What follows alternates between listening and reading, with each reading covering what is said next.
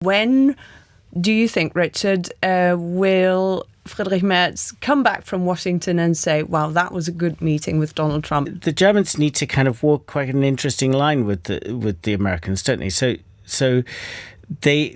they need to have a kind of a twin track approach. I mean, Merz was saying immediately after the speech that John mentioned, the J.D. Vance speech at the Munich Security Conference, Merz said to Michaela, to our colleague, we need to prepare for a situation where the Americans are no longer involved in European security.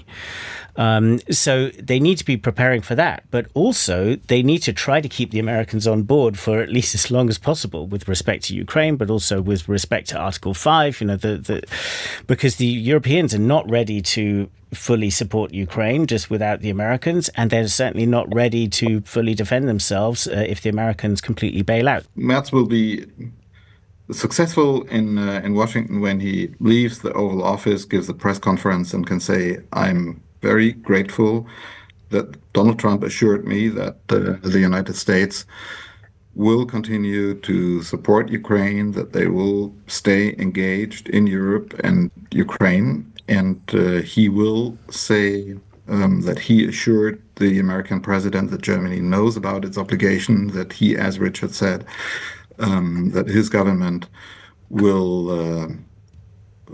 spend more on defense